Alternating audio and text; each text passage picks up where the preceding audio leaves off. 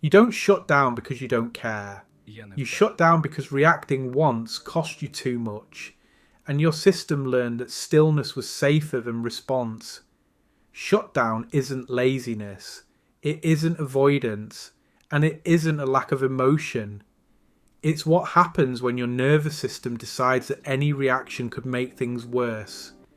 In moments of conflict, pressure, or emotional demand, some people fight, some run, and some go quiet, not because they don't feel, but because feeling used to be dangerous.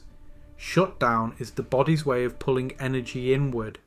Your breath becomes shallow, your thoughts slow down or blur, your face goes neutral, your body becomes still.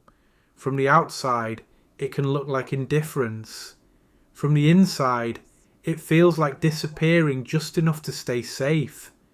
This response doesn't come from choice, it comes from learning. No one is born shutting down. This pattern forms when reacting didn't lead to relief, but to consequences.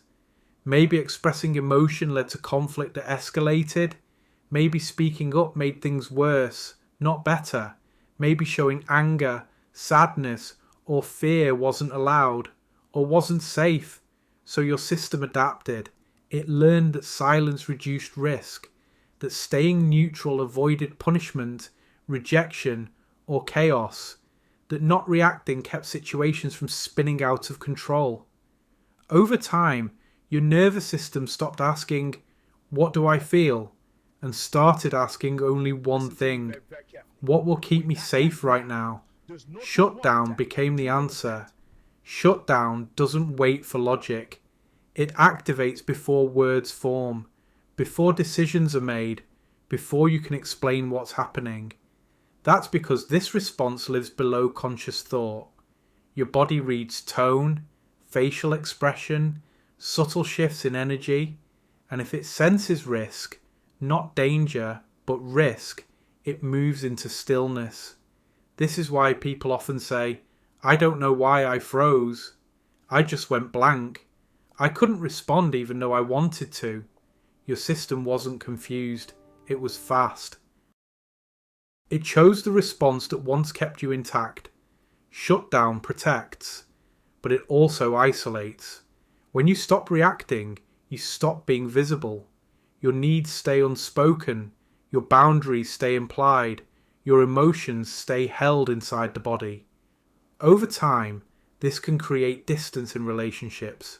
Others may experience you as withdrawn, cold, or unreachable, but the real cost is internal. Energy stays locked in. Tension doesn't release. The stress cycle never completes. You're not calm, you're contained, and containment takes effort. That's why shutdown is often followed by exhaustion, or numbness, or a delayed emotional crash long after the moment has passed. Even when you're safe now, your body remembers when you weren't. So reacting doesn't feel neutral, it feels risky. Speaking up feels like exposure. Emotion feels like loss of control. Movement feels like something that might backfire. Shutdown feels familiar, predictable, controlled, not good, but known. And your nervous system prefers what is known over what is uncertain, even when the uncertain might be healthier. If you shut down instead of reacting, it doesn't mean you're broken. It means your system learned a strategy that once worked and hasn't been updated yet. Nothing is wrong with your response. It just belongs to an earlier chapter of your life. And sometimes, understanding that is enough. Enough for your body to loosen a little. Enough to let the breath drop.